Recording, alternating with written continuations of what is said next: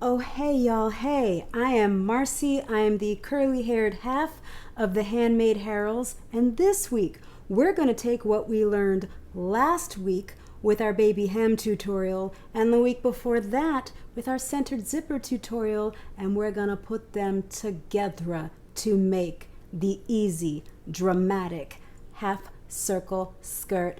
Let's go.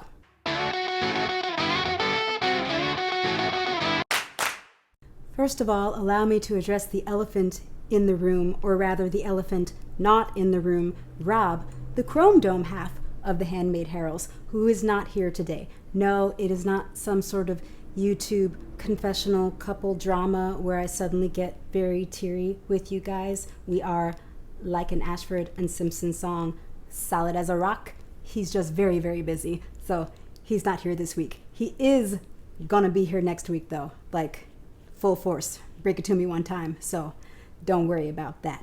Today we are going to play with my favorite type of circle skirt, the half circle skirt. It is the in-between of the quarter circle skirt and the full circle skirt.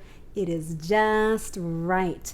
And it only has one center back seam, which means when you're a little tired of that skirt there in your closet and you decide you want to maybe take it apart and upcycle it into something different, you've only got one center back seam to deal with and a whole bunch of virgin, almost untouched yardage. Yeah. I mean, when you say something like that, you really, what sort of vessel can you sip the tea out of? This kind of vessel. Let's head over to the sewing studio, shall we? To draft this skirt, all you're going to need are your measurements. And when I say measurements, I mean your waist measurement. Let me just get my measuring tape here. I just organized this, and it doesn't matter, because I still can't find anything. You bend from side to side, and where that bend happens, that's your waist measurement. If you don't have a bend from side to side, if you don't feel a indentation when you bend side to side, then you're just going to eyeball where you like your waistline to sit, right? Your most comfortable pair of jeans or most comfortable skirt, where does that sit on you? That's where you're going to measure your waist. And I measure my digits every single time I sew a project because they fluctuate. They fluctuate from week to week depending on the time of the month, what I'm eating, what kind of exercise I'm getting or not getting. 29 and a half. And it's a good thing I measured that because that's a ½ inch different than I was last week. And it could change next week. The length of the skirt is going to be dependent on the width of your fabric. This fabric is not very wide, it's 45 inches wide. So as a shouty, I can usually get a maxi length to T-length skirt out of this. You may find that you're making a half circle mini skirt or a half circle knee length skirt. Again, you can always rip that center back seam back out and rejig this if you end up not liking it, right? It's sewing. It's all play. It's all practice. There are no failures. Let's get our apps out. You can find lots of circle skirt calculators online, but I love my humans at By Hand London. You can choose to work in inches or centimeters. You can choose if you want a quarter or a half or a full, mini, maxi. They got a lot of options for you. Options. So I'm working in inches and I'm choosing the half circle skirt, and I'm going to choose mini just because the app will tell you that your fabric isn't wide enough if you go higher than that, I find. Then I'm just going to input my waist measurement and have them do the maths for me. Listen, I know that it's a cliche and a stereotype that we're not supposed to perpetuate, but I actually am quite bad at math. Quite bad at it. Do the maths, please. My waist radius is 8 3/4, and I'm going to show you how to mark that directly on the fabric. We don't even need to draft a pattern for this. Okay, before I get on the floor and cut this thing, actually, I'm just going to demo what it's like for you to fold this skirt up and cut it out, because this is a lot of fabric and this is a small New York apartment. We got to work with what we got. So we're going to imagine that this is a nice big length of wax print fabric. You are going to fold your fabric, selvage edges meeting, and you've got your fold of the fabric, right? So your fold of the fabric is the front of your skirt, and the selvage edges are the center back seam. This one's going to end up being more of like a half circle skirt for a little Mitzi back here. Mitzi Gaynor? I don't know. I'm not sure what her name is yet. I'm still coming up with it. But I'm going to pretend my waist radius is 3.5 inches for the purposes of this demo. So I'm going right from the point of that fold, and I'm dropping it down 3.5 inches, making a mark. And I'm just going to keep going all the way around. You could use a protractor, I believe, for something like this.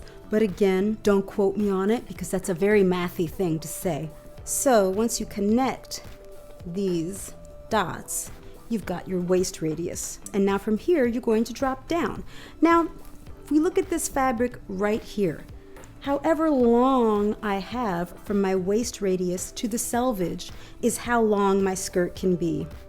So this skirt measures from waist radius to the selvage 9 3/4 inches of length. For the purposes of this little quick demo, we're going to drop it down 9 inches from the waist radius all the way around that first measurement that we did. Connect those lines, make it a nice gentle curve, and then we're going to cut.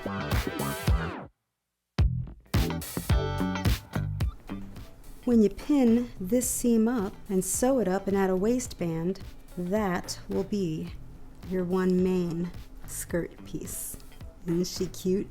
She's so cute. I just want to kind of wear her like this. I might use this little demo thing for like a little fluttery arm embellishment. We've got a little flouncy addition to a strapless dress. You've got a little peplum. Well, you can't see because again, it's New York and it's really small in here, but you could insert it in the waist. You can do lots of things. You can make this shape for whatever you want to envelop in fabric and just go wild. I'm gonna go to the floor now and I'm gonna cut out the real deal, the big shebang. Follow me, won't you, to the floor? Let's go, huh?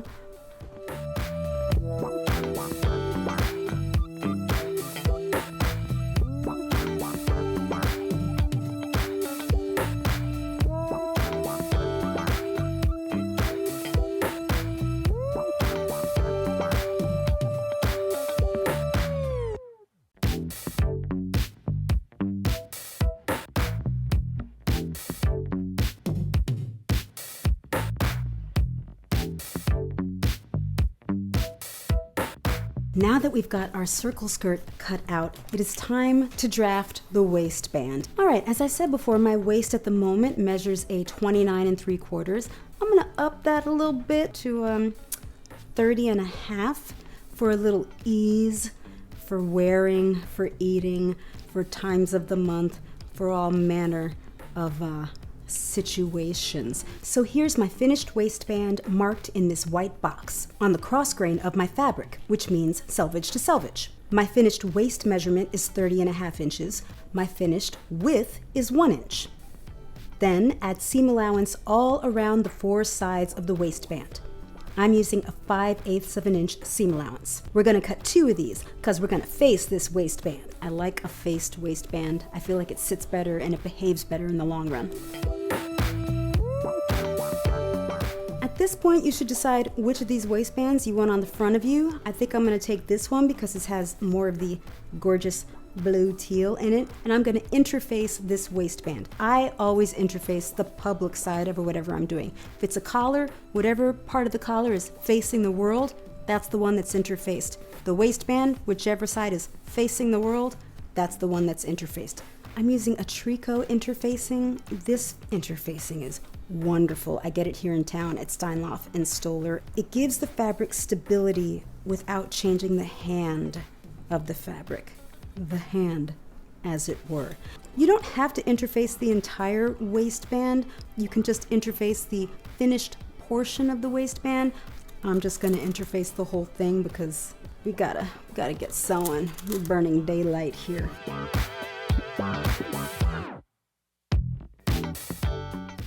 Okay, so you can see we've got our interfacing ready to apply to the waistband. The glue side of the interfacing is touching the fabric.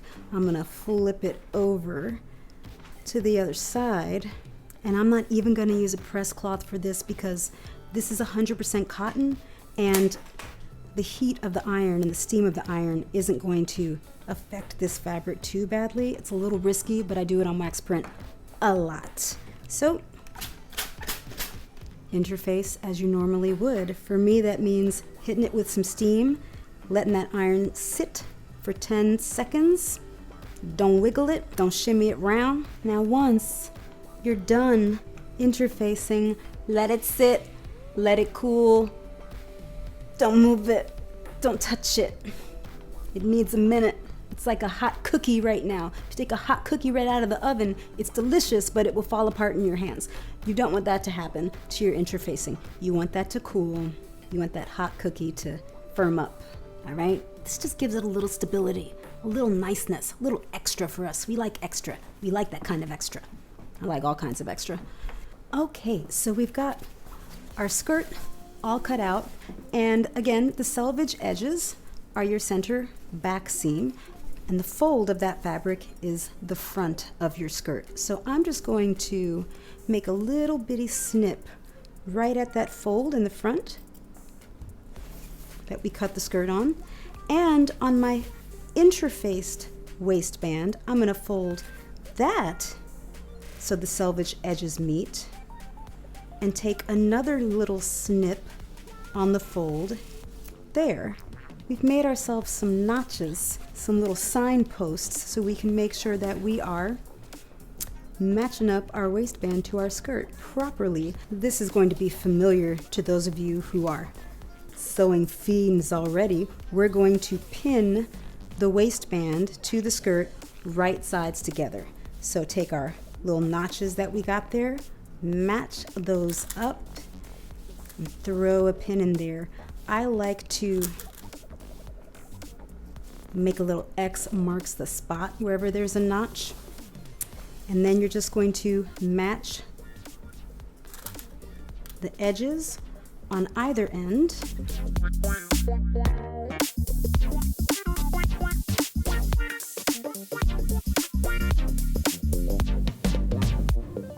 And then go ahead and pin along this entire waistband curve.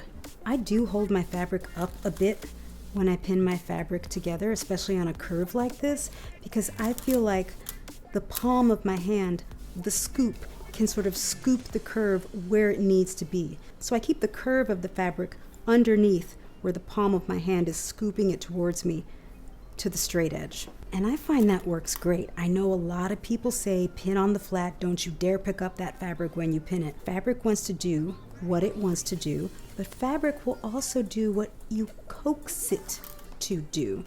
And if you're pinning a curve on the flat, what are you coaxing it to do?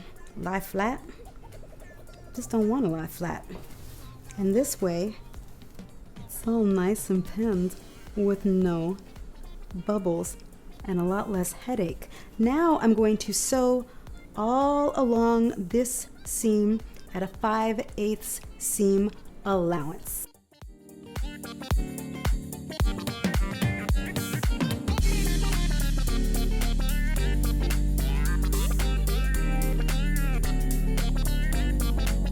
Et voila.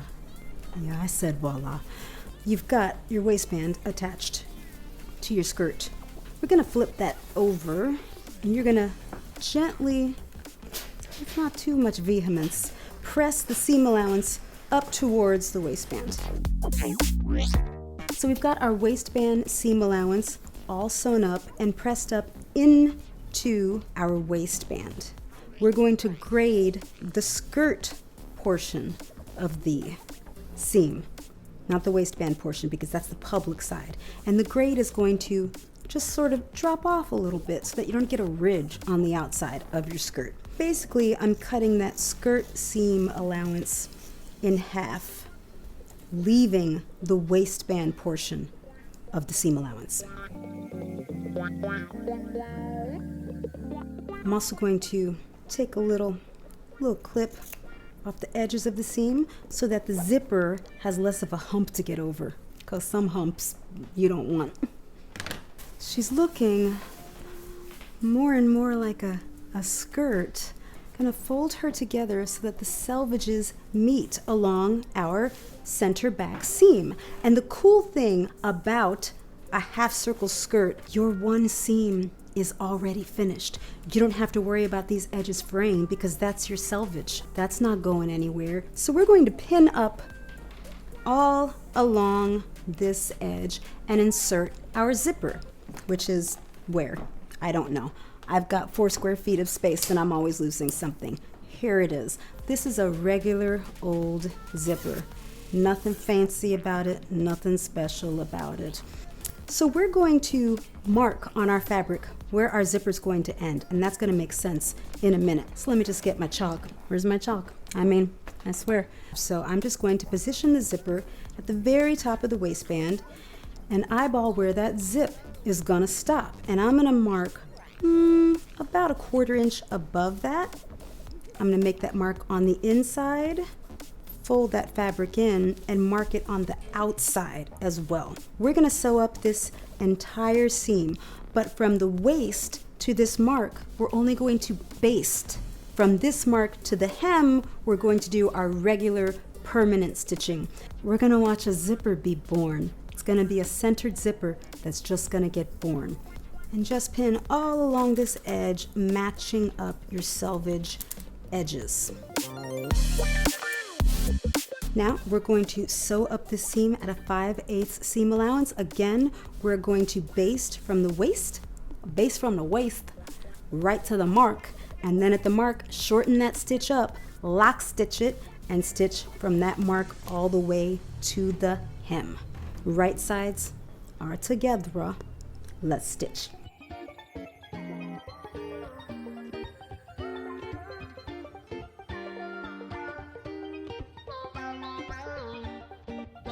We've got that center back seam all sewn up.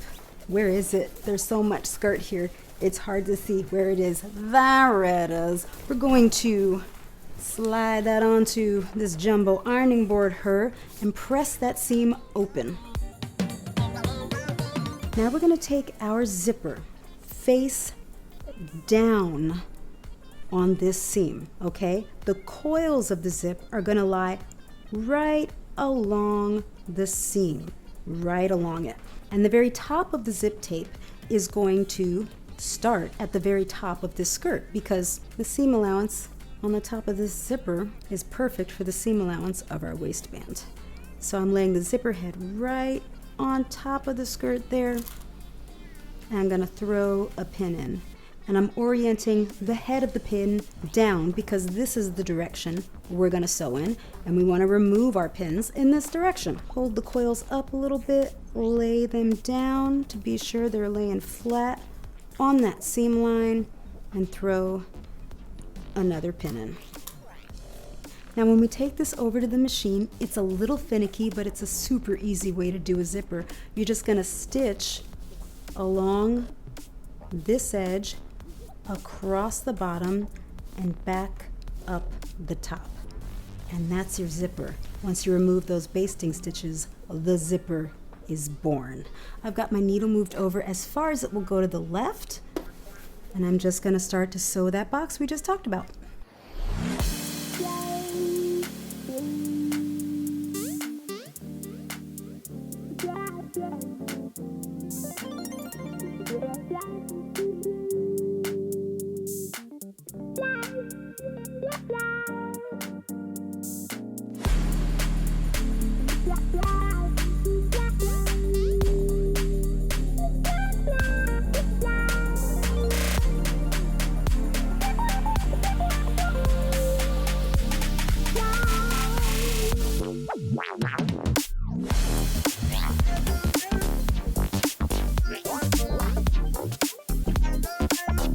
Where would I be if I was a seam ripper?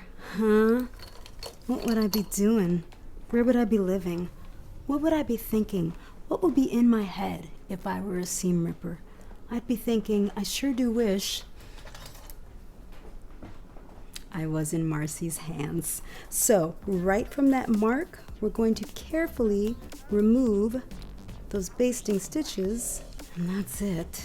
A zip is born.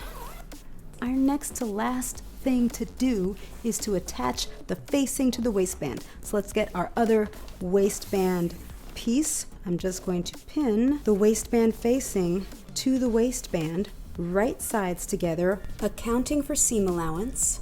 And if we did our math right, which with me is always a crapshoot, we'll have the right amount of seam allowance at the end, and indeed we do.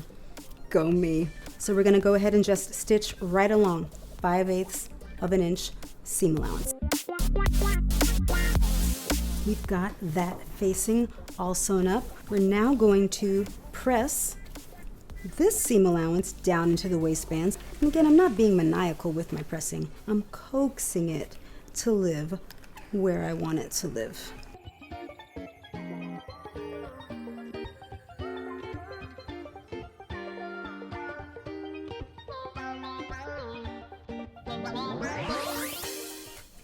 At the end of the waistband, you're going to fold the seam allowance in 5/8 of an inch, and then you're going to fold that waistband down, covering the raw edges of the seam allowance.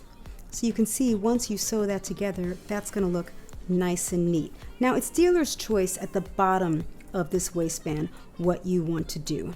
I have done this, finished this off many ways. I've overlocked this edge and actually let it sit down into the skirt so there's not such a hard ridge around your waist that can get a little uncomfortable. You can also fold this seam allowance under and machine stitch that down from the outside of the waistband, or hand stitch that down. I like to leave myself options. So what I'm going to do is overlock this long edge and throw a few little hand stitches in there just to tack that down.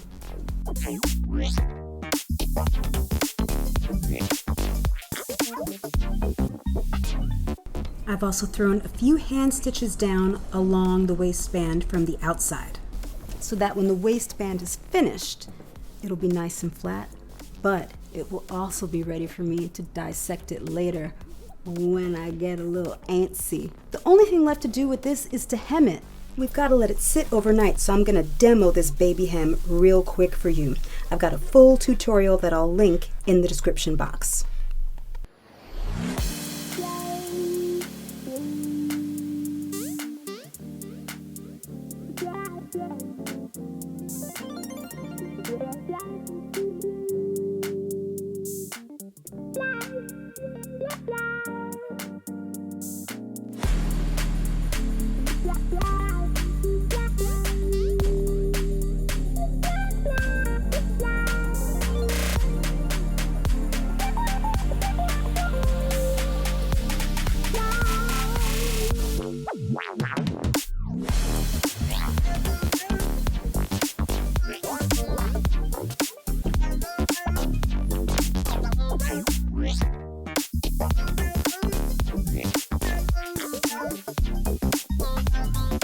And that's a wrap, everybody. Be sure to check out my other tutorials if you need help with any of these steps, and Rob and I will both see you next week. Until then, peace out, y'all. Emphasis on peace.